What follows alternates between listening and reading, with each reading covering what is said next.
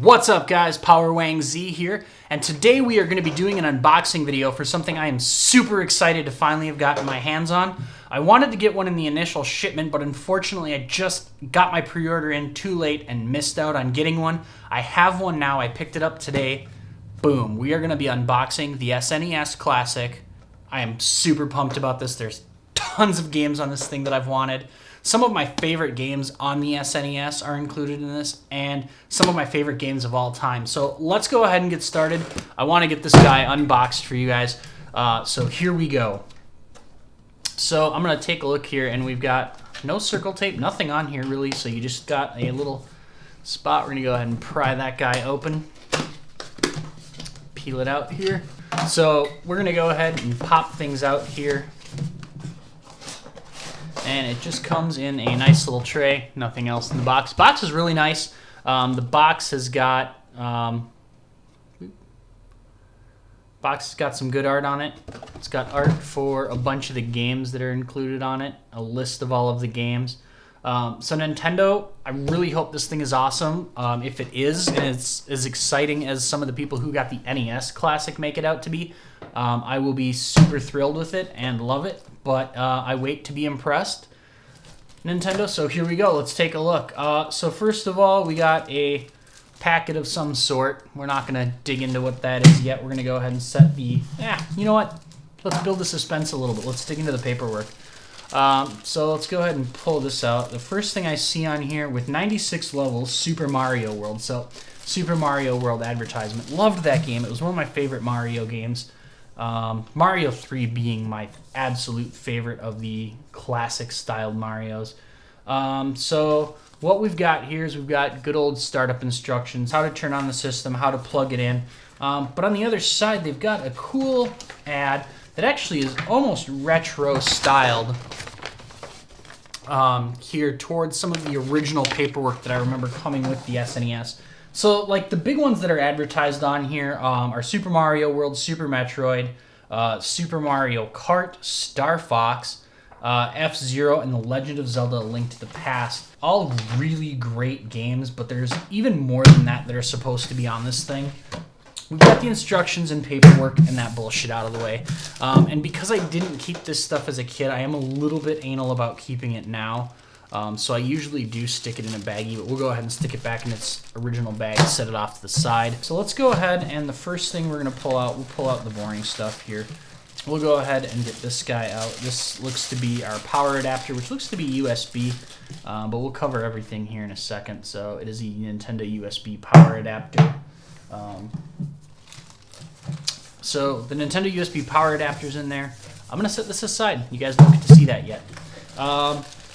We've got a controller cable there. Here we've got a controller. Now, I did look at it. The controller is not the same as the original cable, which kind of bums me out. It means I can't use my original and I can't replace the original with these. But the controller feels good. I mean, it does look like the original. So it looks almost just like the original. I'll do a comparison here in a second for you guys. It feels like the original. It does feel slightly different from what I remember. And my controller may be worn a little bit more smooth just because of how old my controllers are. But these look more like the Wii controller adapters. So let's go ahead and I'll just give you a quick gander at that here. There it is. There's the controller adapter. It is the same. It looks very similar, or is the same as the Wii controllers. So we'll go ahead and set that aside. Now the cool part is in here they give you two of them, which I really like. So we'll go ahead and pull those out. I don't keep the seal stuff. I don't know that this stuff is all that important to anyone else as a collector. It wasn't to me. But we've got the controllers. Like I said, the controllers feel really nice. It's nice to actually feel solid buttons that don't feel spongy. Some of the buttons on even my newer controllers after high use feel spongy. I haven't used my SNES ones for a really long time, so I don't know how they feel. But I will pull one of those out and compare the two in a second here. Let's go ahead and just get the rest of the boring stuff out of the way before we take a look at the system itself. So you got a USB cable. This looks probably to be the power cable because there's not another one in here. So kind of cool that they changed that instead of having the giant brick. I'll throw up an image of that right there. So there's the original brick for you guys to compare to. The thing was big. I mean, it was really big. That was all the consoles then had these big power blocks that were not a brick that went behind your system. It was a brick that went on the wall. And then, of course, you've got a HDMI cable. Always handy to have. Personally, I don't need it. I've got more HDMI cables than I can shake a stick at. So I could literally just grab one. And it doesn't have any special Nintendo branding or anything. It's just a generic HDMI cable. As being a generic HDMI cable, nothing all that important. We'll go ahead and cast that to the side. And now we'll actually show off probably what you actually care about, just to see what the system actually looks like. We've got that in a nice little styrofoam or foam sheath here. And it looks just like the original, but the top doesn't open, so the top doesn't push down. The reset button, I don't know if it actually does anything. The power button moves. The eject button does not move. So the two buttons, reset taps up just like it used to, and the power button moves like it used to. The eject button doesn't do anything, obviously, because the top doesn't open. So with the top not opening, it doesn't really mean anything to it. On the back, it's pretty simple. You've got your USB power, which is, looks like it is a mini USB. It doesn't look like they've gone to USB Type-C yet. So it is a mini USB and a HDMI port. And all of your games are on here. Now, if you look, they've also got these nifty little controller ports here, and they look like the originals, but they're not the originals. They're actually just a decorative cover, and you pull in here, and then it folds down, and you've got the two controller slots there. So it is a nifty little cover, but you just reach down to the bottom, pull out gently, and that will release them. And then you just pull it forward, and there's your controller ports. So they are in the same position. I want to go ahead and show you guys a size comparison to some of the originals and compare them to the originals. So the plastic on the controllers, and my controller's a little well used, the plastic on the controllers is different. So this here is an original SNES controller, obviously by the cable end on it, but there's the original SNES controller, and there is the new one. So the color is slightly different. The patterning is all the same, though they look the same. The buttons feel different. The button tolerances on the new ones feel much tighter than they do on the old ones. The connector is obviously different, but the plastic they are also made out of is different. Plastic on the new one here is different in that it is textured a little bit more, where the old one is smooth. And I know that it's different not just because of my hands being on it, because up here, even where I wasn't touching, it's not worn. Up here where I haven't touched, it is much smoother on the old controller than it is on the new. And you can tell because the emblem and stuff isn't worn off that it's not just an aesthetic difference, it is a different material.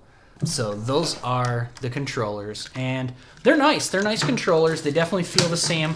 For size comparison, they are identical in size. So it is literally the original controller mold, it looks like. Well, so you can see this on the original. They've got this little mark that's not there on the new one. There's some other probably copyright data on there instead. They are different controllers, just ever so slightly, but not enough to where it doesn't feel like you're playing an SNES. Now to the system itself. The system itself is actually pretty different in size. We'll flip them. So for scale, here are the two next to each other. It is probably, yeah, literally a quarter of the size, a half of the thickness. So it's half as thick. A quarter the surface area. So being that big of a size difference, I mean, like I said, it is a quarter of the real estate and about half as thick as the original SNES. But the styling, you can see if you look at the style side by side, the style is very much the same. They did make very careful to look alike, and yeah, mine's a little dirty. It's old. It is original. I think I got mine the year Donkey Kong Country came out, if I recall. And my video game history in my brain's a little rough right now, but it's been a long time since I've had this. But it's a great system. I think it's really slick. My thoughts on it, though, it's a really cool little device. I haven't played it to see how the games play or how the save system works, but I do like it. I hope that the save system is good and that they have it on like a non-volatile memory so it stays, even if it loses power or even if there's an internal battery and that goes dead. That's one of the challenges with the cartridges. is eventually your memory would go dead on the cartridge and you would have to swap the battery inside of it or pay to have it swapped or just give up the ability to save, and you would lose that. So I'm hoping that's not the case with the SNES Classic. I do know that, you know, things don't always get designed around the way we expect it. It is cool. I know you can also get probably the same thing in a Raspberry Pi for roughly the same cost, maybe even less. I haven't built one or looked at it really. I know it's possible. I like this because it's the original. It's got the same controller. It's just a cool product anyways, and I'm glad to give Nintendo my money on this one because it's all of the properties I originally enjoyed, stuff that I'm okay paying Nintendo to say, yep, you know what, this is cool, I'll continue to support this.